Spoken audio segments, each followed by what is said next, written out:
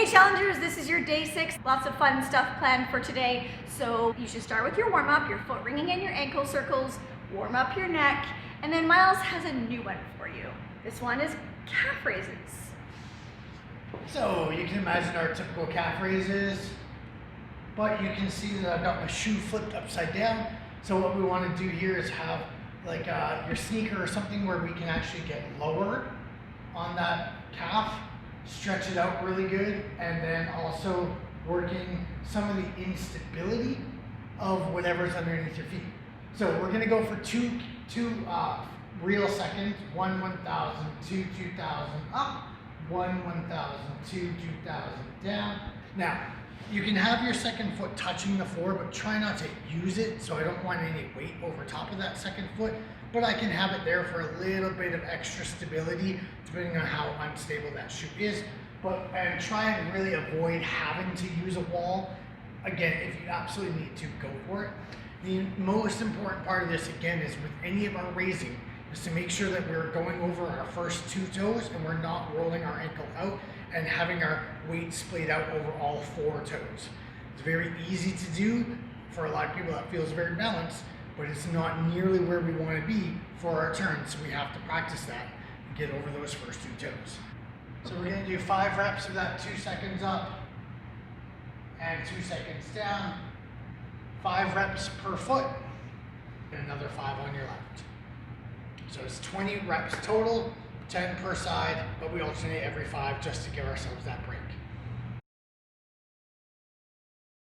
Okay, this is drill number 33. This is spinning in the clock on cue. You're going to take that basketball pivoting that we did on day 1. Remember that? We were practicing just getting used to keeping our ankle integrated while we were pivoting. But we're going to do this with a little bit more refinement now that you have a lot more techniques. So I'm going to start standing on my flat foot and pointing my toe out towards 3 o'clock on my clock. And what I'm going to aim for is to wind up and pivot somewhere around the clock, but I'm going to visualize that number that I'm going to aim for in the exit before I even start. So right now I'm visualizing, I'm going to aim for 8 o'clock on the clock. So I wind up and I aim to point my toe at 8 o'clock. So I began with the end in mind. So as I turn, instead of doing compass, now we're going to upgrade to make it more realistic for real dancing. We're going to draw the foot in underneath us and then shoot it back out again at my intended target. So wind up, in, out.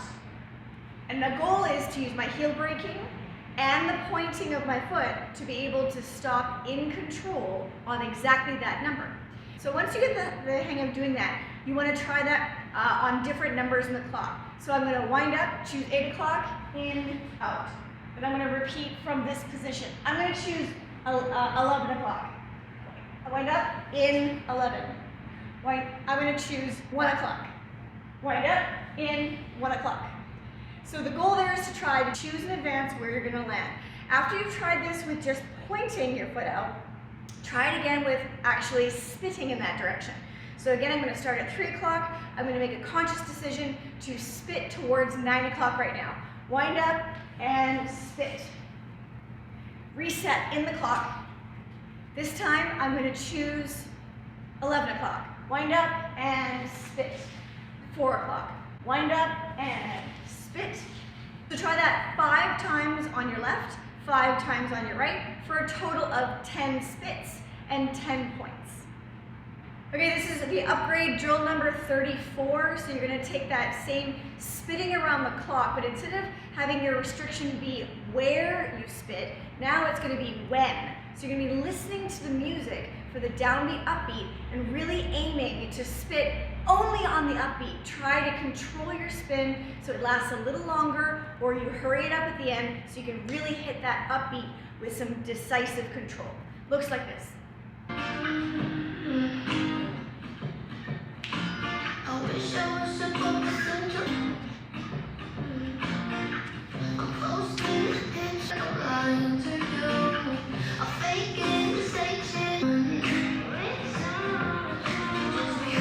Okay, that was a really nice slow song, so it really allowed me to choose how much rotation I wanted. On our Epidemic royalty-free playlist, we specifically made for SpinAbility Challenge. That song was Pressure by Candylion. Now we mentioned this in one of the recap videos, but just to make sure that you don't miss this little tip. If you find like you're not gonna make it either to your spot or on the beat, you always have control over how much you twist in order to help direct your body in that direction or on that time. So try to manipulate it and don't just give up and fall off time. Try to see what you can change in the pressure on the floor, the tightness of your rotation, or the twisting of your rib cage to be able to manipulate exactly where you land and when. All right, this is drill 35, fans on a DAW. So what we're gonna do here is take our compass position that we were practicing for so long to feel that engagement of hip and core and turn it into the realistic fan that we would do as a dancer. So the difference here is I'm gonna actually be narrower in my stance, have my foot even. I could be standing in a coupe position. I could stand in a slightly open, doesn't really matter as long as it's not pointed and rigid already. As I prep and take off into my turn, I'm gonna wait until my body leaves my foot behind to extend it.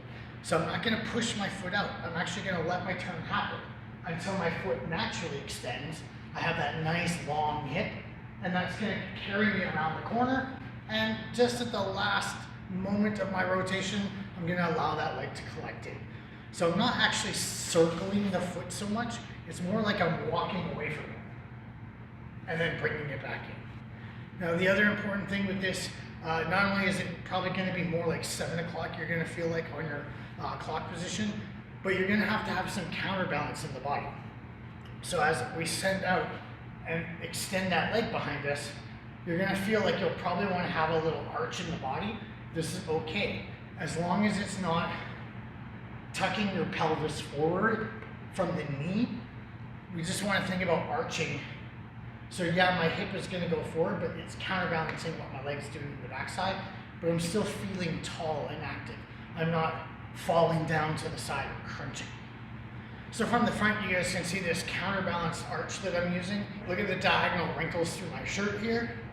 It's a counterbalance where I'm opening up my right side and arching out, so it would feel like from your left toe to your right shoulder is the longest possible stretch that you could have. Arms can be down, they can be out to the side, but they want to be wide like your foot. You can have your head follow the arc and lean back, or you can just keep it upright and allow the body to do the position for you.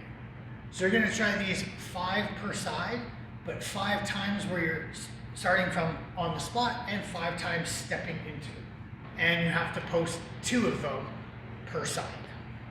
So your upgrade on this number 36 is going to be taking this from a fan to an attitude.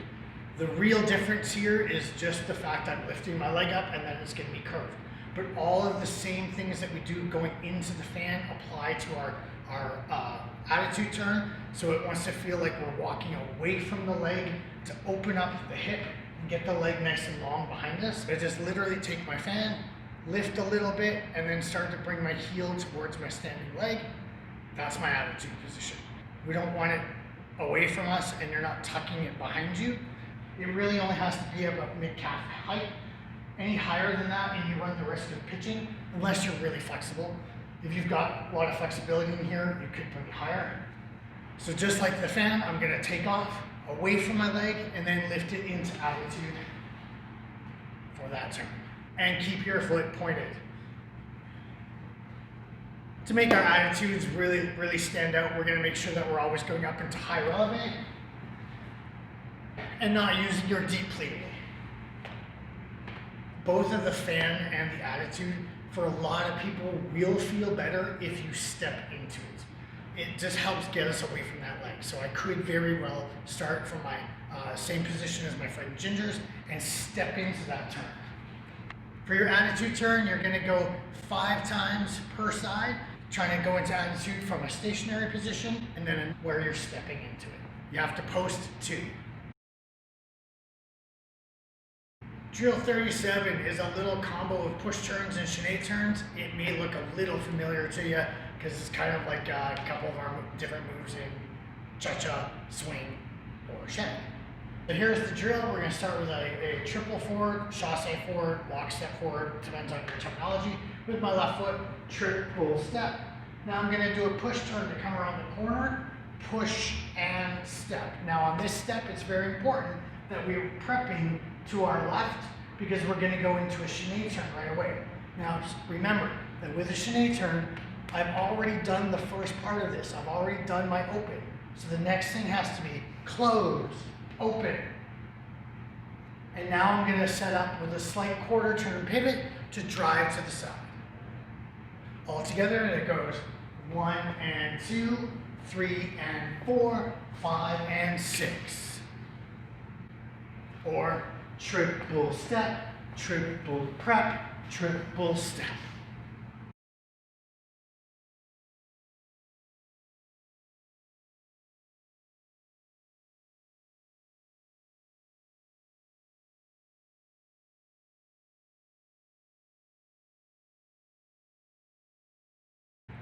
Triple step, push, triple, trip.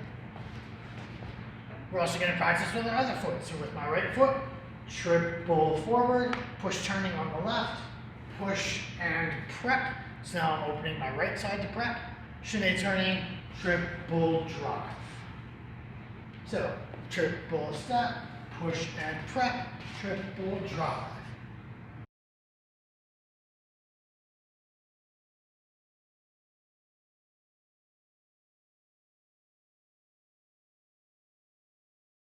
Be careful with the chaîné turn.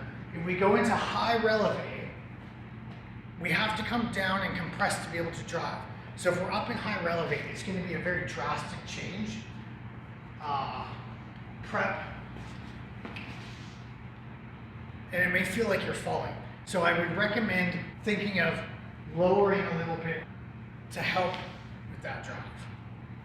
So it's a gradual down and out versus a little pop to the side.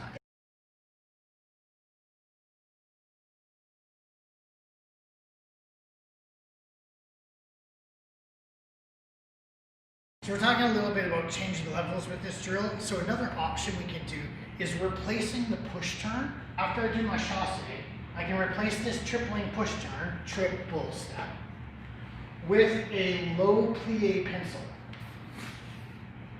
But it still has to take the same amount of beats. So if I'm thinking in terms of numbers, 1 and 2, turn 3, 4. Because my triple would have been 1 and 2, 3 and 4.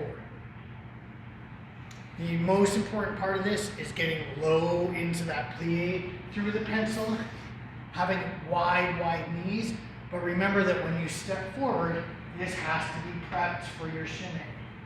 Triple step, turn through. 1 and 2, 3, 4, 5 and 6.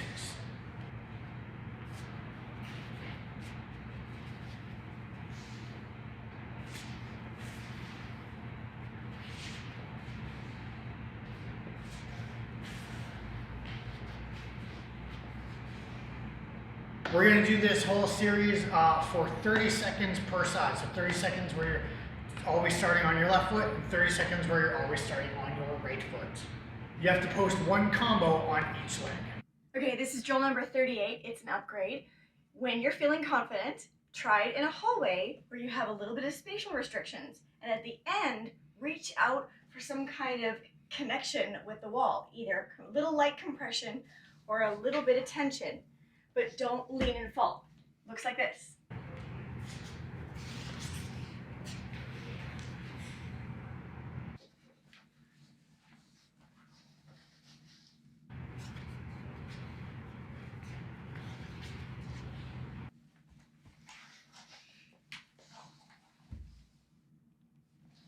That's it for day 6. Hope you enjoyed doing these drills, and we'll see you tomorrow for day 7, the last day.